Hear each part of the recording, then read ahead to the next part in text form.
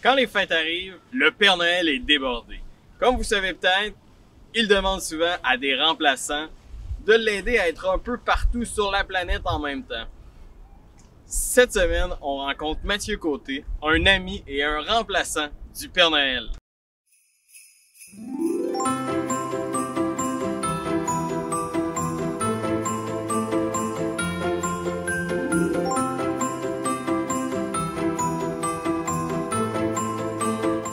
Ça fait une dizaine d'années, certain, que je remplace le Père Noël, soit dans des écoles, des organismes communautaires, des grands centres commerciaux et même pour des petits commerces. C'est un vieil ami qui est de longue date, homme très généreux et très patient avec les enfants. Donc, il y a beaucoup de travail dans les fêtes, ça c'est sûr. En fait, c'était pour mes études universitaires il y a une dizaine d'années. Je voulais payer ma session d'université et j'avais eu une offre d'emploi du côté d'un grand centre commercial à Québec. Et j'ai appliqué sur le poste, j'ai postulé et puis j'ai eu l'emploi. C'est sûr que c'est pas tout à fait ce que je croyais au début, mais c'est un poste qui semble, qui, en tout cas, au fil des années, a comblé beaucoup de choses que je m'attendais pas à combler dans ma vie. Ben d'abord, c'est la magie de Noël, ça c'est sûr. Si tu fais cet emploi-là, c'est parce que tu apprécies la magie de Noël, tu es au cœur de ça. Ben moi, je crois que ça m'apporte vraiment du bonheur, de la satisfaction, de l'amour à donner autant pour les enfants que pour les adultes. Parce qu'en réalité, il n'y a pas juste les enfants qui viennent voir le Père Noël, il y a beaucoup d'adultes aussi. Donc, il y a ce partage d'amour-là qui est présent dans le temps des fêtes. Puis c'est la raison, une des raisons principales pour laquelle je fais ça. Je dirais que les enfants entre 1 an et 3 ans, c'est la pire période pour les enfants. Et ils voient un gros bonhomme avec une grosse barbe. Pour eux, c'est trop impressionnant. Ils sont beaucoup plus craintifs.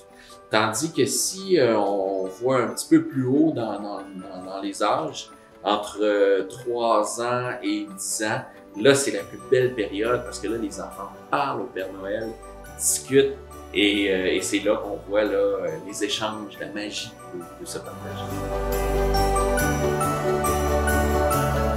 Comme on expliquait, on a des enfants en crise, puis on a des enfants qui adorent le Père Noël. On a les deux. Donc là, il faut vraiment modifier nos approches et travailler là-dessus. Je pense que dans les derniers 10 ans, c'est ce que j'ai fait le plus. Travailler mes différentes approches pour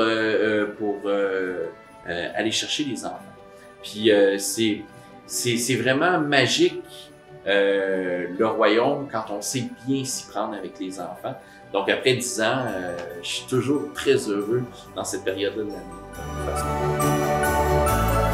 Il y a beaucoup de choses que les enfants nous apportent. On a des biscuits, des fois c'est du bricolage. Et l'autre jour, j'ai eu une belle petite plante faite en papier mâché.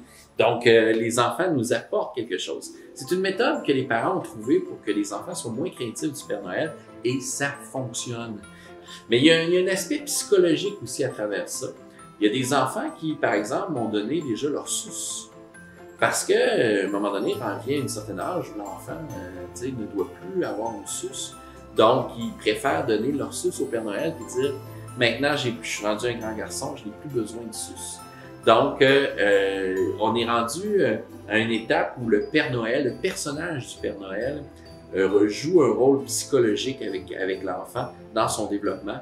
Puis ça, je trouve ça magnifique là, comme procédé. Souvent, les enfants arrivent avec une lettre avec l'adresse postale là, au HO. Et ce qu'on fait, c'est qu'on les dépose dans la boîte aux lettres magique et ça s'en va directement au royaume du Père Noël. Et par la suite, le Père Noël prend même, si on écrit notre adresse postale, le Père Noël prend le temps de nous réécrire par la suite. Donc, c'est vraiment de cette façon-là qu'on transmet le message au Père Noël. Et aussi, bien sûr, ben, c'est par la voie de la magie des étoiles. C'est Stella, notre bonne étoile celle-là, qui transmet tous nos messages de tous les Pères Noël vers le royaume du vrai Père Noël.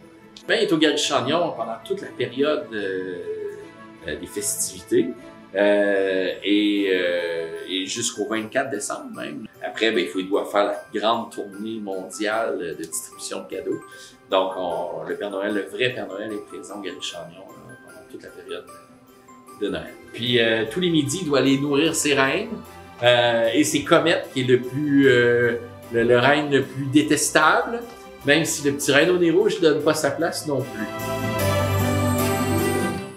Les vœux de Noël à tous les Lévisiens et Lévisiennes, ça c'est sûr. Le Père Noël vous embrasse très fort et il pense à vous. Et venez le visiter au Gary-Chagnon jusqu'au 24 décembre, 16h.